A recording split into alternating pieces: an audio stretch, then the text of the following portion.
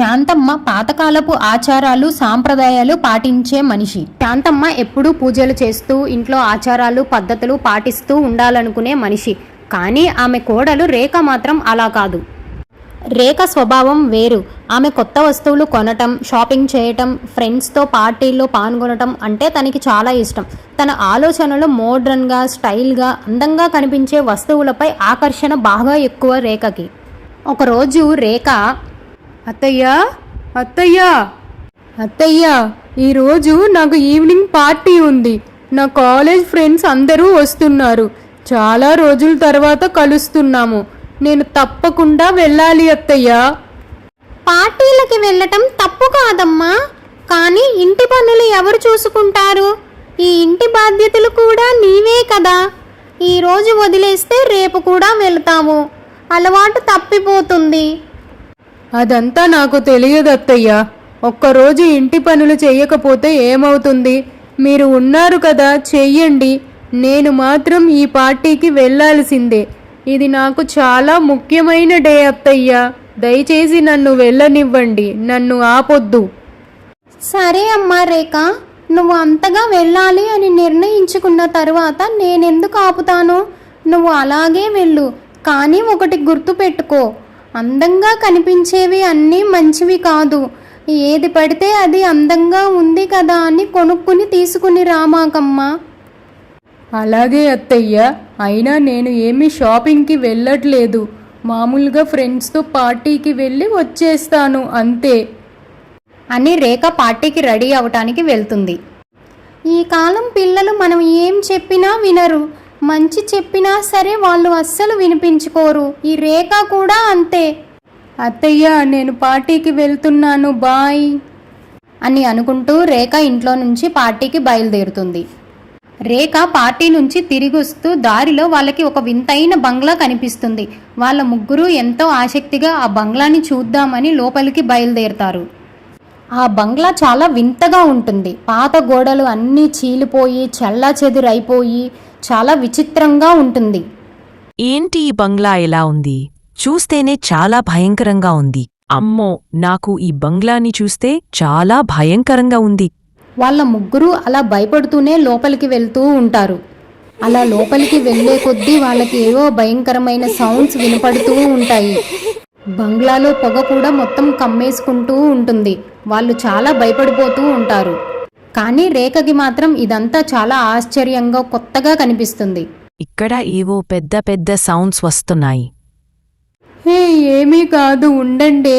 ఈ బంగ్లా చాలా కొత్తగా, వింతగా ఎన్నో అద్భుతాలను సృష్టిస్తుంది. అవన్నీ చూసే వెళ్దాము. శబ్దాలు కూడా బాగా ఎక్కువైపోతూ ఉంటాయి.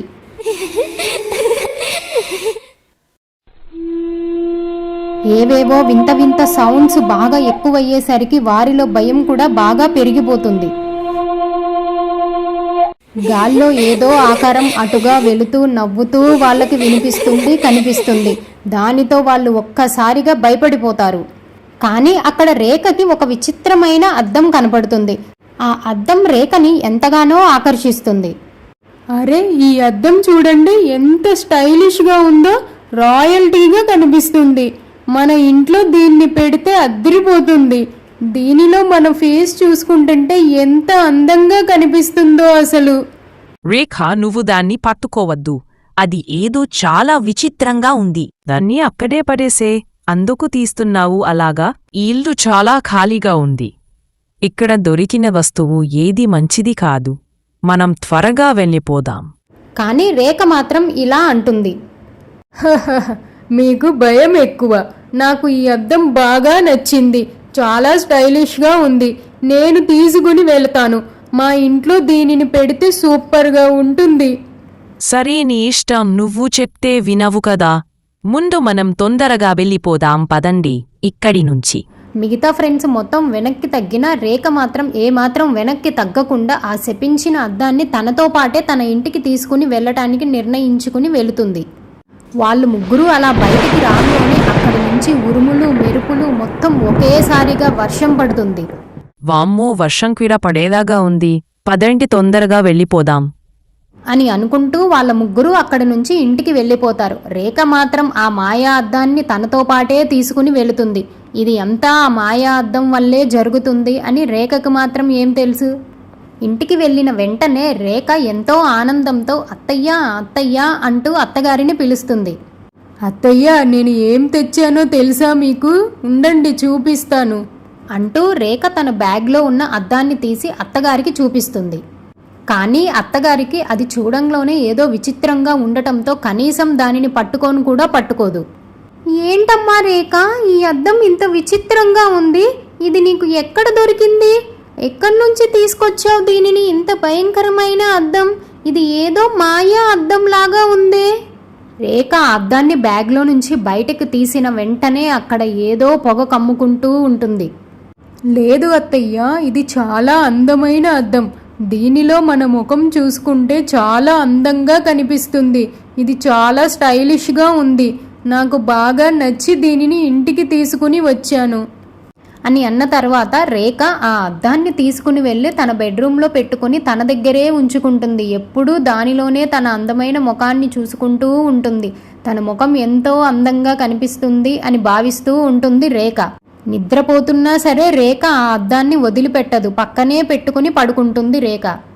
మరుసటి రోజు అత్త పూజ చేసుకుంటూ ఉంటుంటే తనకి పూజ గదిలో ఒక వింతైన ఆకారం కనిపిస్తుంది. అత్త దానిని చూసి ఒక్కసారి ఉలిక్కి పడుతుంది. మళ్ళీ అటు తిరిగి చూడగా ఆకారం కనిపించదు.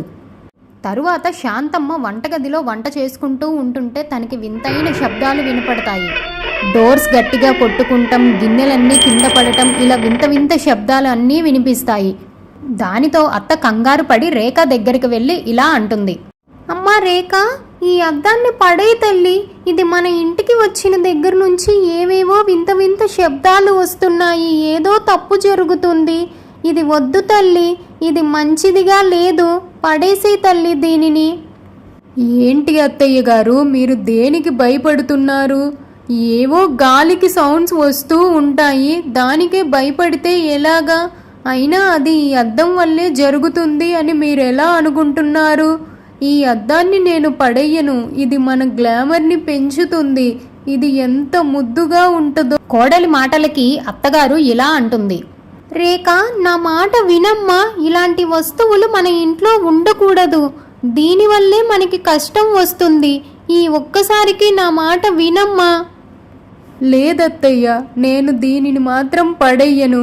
ఇది నాకు ఎంతో నచ్చింది. దయచేసి ఈ ఒక్కసారి వదిలేయండి. రేఖ ఎంత చెప్పినా వినదు. వినకపోయేసరికి అత్తగారు ఇలా అనుకుంటూ వెళ్తుంది. ఈ పిల్లకి ఎంత చెప్పినా అర్థం కావట్లేదు. ఎలా చెప్పితే అర్థం చేసుకుంటుంది?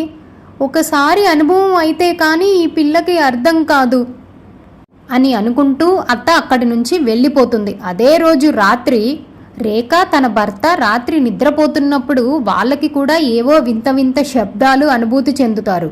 వారిద్దరికీ కూడా ఏవో శబ్దాలు పెద్దగా వినిపిస్తూ నవ్వుతూ అరుస్తూ ఉంటాయి.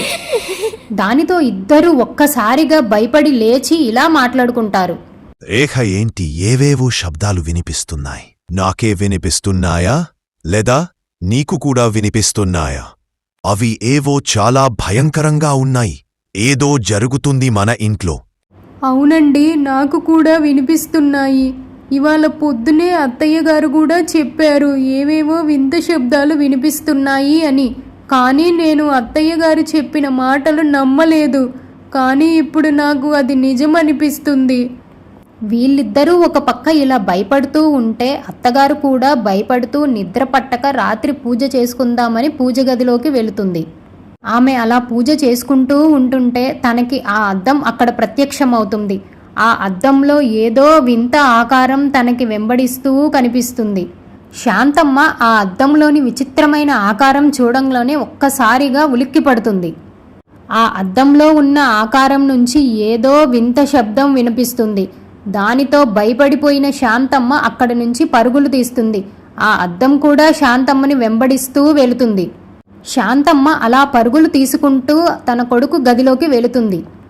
రేఖ అలా మాట్లాడుతూ ఉండే సమయంలోనే శాంతమ్మ కూడా వచ్చి జరిగిన విషయం మొత్తం చెప్తుంది. వారు ముగ్గురూ భయపడిపోయి ఒక్కసారిగా హాల్లోకి వచ్చి కూర్చుంటారు. వారు రాత్రంతా నిద్రపోకుండా అలా కూర్చునే ఉంటారు. వారికి ఆ రాత్రంతా వింత వింత శబ్దాలు, వింత వింత అనుభూతులు బాగా ఎదురవుతాయి. ఏంటమ్మా అసలు ఏం జరుగుతుంది మన ఇంట్లో? ఏంటి ఇదంతా ఎప్పుడూ లేనిది విచిత్రంగా జరుగుతుంది? కొడుకు అడిగిన ప్రశ్నకి శాంతమ్మ ఇలా జవాబిస్తుంది. ఇది అంతా నీ భార్య తెచ్చిన ఆ అద్దం వల్లేరా. నేను మొదటి నుంచి చెప్తూనే ఉన్నాను, ఆ అద్దం ఏదో మాయా అద్దంలాగా ఉంది, దానిని పడేయమ్మా అని. కానీ రేఖ అసలు నా మాటే వినిపించుకోలేదు. ఇప్పుడు చూడు ఏం జరుగుతుందో. నాకు ఇందాకే ఆ పూజ గదిలో ఆ అద్దం నుంచి ఒక దెయ్యపు శక్తి కనబడింది. నాకు తెలిసి దానివల్లే ఇదంతా అనుకుంటా. కానీ రేఖ మాత్రం ఇప్పుడు కూడా ఇవేమీ నమ్మకుండా ఇలా అంటుంది. ఇలా ఏమి జరుగుండదు అత్తయ్య, ఇది దానివల్ల అయ్యుండదు, ఇది వేరేదేమో అయ్యుంటది. ఏం జరుగుతుందో ఆలోచించండి ఫస్ట్. దానితో శాంతమ్మ ఏం చేయాలా, ఏం ఉపాయం ఆలోచించాలి అని ఆలోచిస్తూ ఉంటుంది. శాంతమ్మ వెంటనే తన పండితులకి ఫోన్ చేసి జరిగిన విషయం మొత్తం చెప్తుంది. కానీ పండితుల వారు రేపు పొద్దునే వస్తాను అని చెప్పటంతో వారు రాత్రంతా నిద్ర మేల్కొని అలాగే కూర్చుని ఉంటారు. రాత్రంతా భయం భయంగా బిక్కుబిక్కున అలాగే ఉంటారు. తెల్లారిన తరువాత అయ్యవారు ఇంటికి వస్తారు. ముగ్గురు పండితుల వారికి నమస్కారం పెట్టి అత్తగారు జరిగిన విషయం మొత్తం పండితుల వారికి వివరిస్తారు. దానికి పండితుల వారు ఇలా అంటారు. ఇది ఏదో మాయ శక్తిలాగా ఉంది. ఇంతకీ ఆ మాయాద్దం ఎక్కడుంది? ఆ అద్దం నా కోడలి బెడ్రూమ్లోనే తన బెడ్ మీదే ఉంది పంతులు గారు. రండి చూపిస్తాను. సరే, నేను లోపలికి వెళ్ళి చూసొస్తాను. మీరందరూ ఇక్కడే ఉండండి. పండితుల వారు లోపలికి వెళ్ళి ఆ మాయా అద్దాన్ని చూస్తారు. ఎవరు నువ్వు? నీ అద్దంలో ఎందుకున్నావు? వీళ్ళని ఎందుకు ఇలా ఇబ్బంది పెడుతున్నావు? పండితుడి మాటలకి అందులో ఉన్న మాయా దెయ్యం బయటికి వస్తుంది. బయటకు వచ్చి ఇలా అంటుంది. నేను ఎన్నో సంవత్సరాలుగా ఆ బంగ్లాలో బందీగా ఉన్నాను. ఆమె కోడలు రేఖకి వస్తువులపై ఉన్న ఆకర్షణ తెలుసుకుని నేను ఈ అద్దంలోకి దూరాను. మెల్లగా రేఖను లోపరుచుకుని తన శరీరంలో దూరిపోతాను. నేను తన శరీరాన్ని ఆవహించే వరకు ఇక్కడి నుంచి బయటకు వెళ్ళను. ఆ దెయ్యం మాటలు విన్న పండితులు ఇలా అంటారు. నేను ఉందిగా, నువ్వు వీళ్ళని ఏమీ చేయలేవు.